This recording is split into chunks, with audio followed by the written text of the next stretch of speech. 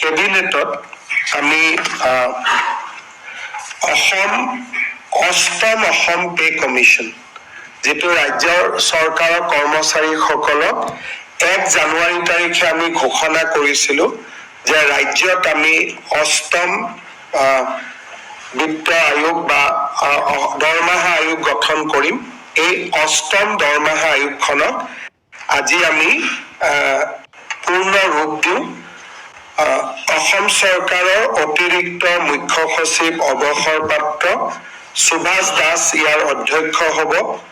গুৱাহাটী ইউনিভাৰ্চিটিৰ অধ্যাপক ৰাতুল মহন্ত ইয়াৰ সদস্য হ'ব। বাকী আমাৰ বিত্ত বিভাগ, পাৰ্চনেল ডিপাৰ্টমেণ্ট, জুডিচিয়েল ডিপাৰ্টমেণ্ট আদি কমিশ্যনাৰসকল এই আমাৰ আয়োগৰ সদস্য হ'ব।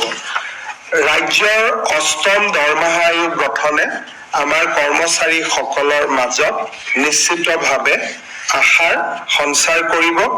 কাৰণ ভাৰত চৰকাৰৰ সমান্তৰালভাৱে আমি পে কমিশ্যনৰ ক্ষেত্ৰত একেলগে আগুৱাই গৈছো। ভাৰতত এতিয়ালৈকে কোনো ৰাজ্য চৰকাৰে পে কমিশ্যন গঠন কৰা নাই। অসম এই ক্ষেত্ৰত এখন অগ্ৰণী ৰাজ্য হিচাপে স্বীকৃত হ'ব।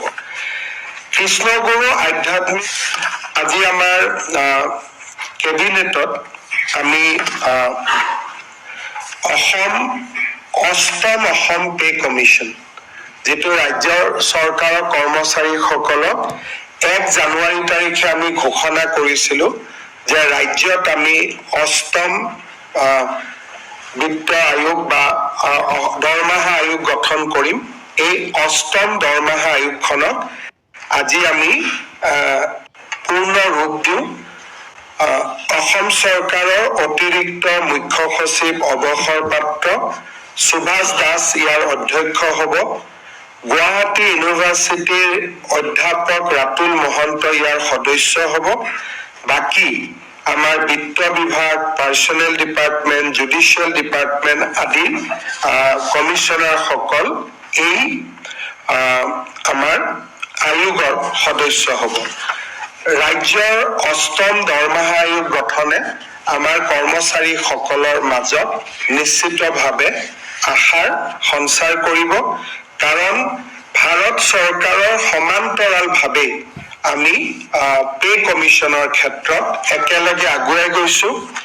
ভাৰতত এতিয়ালৈকে কোনো ৰাজ্য চৰকাৰে পে কমিশ্যন গঠন কৰা নাই। অসম এই ক্ষেত্ৰত এখন অগ্ৰণী ৰাজ্য হিচাপে স্বীকৃত হ'ব। কৃষ্ণগুৰু আধ্যাত্মিক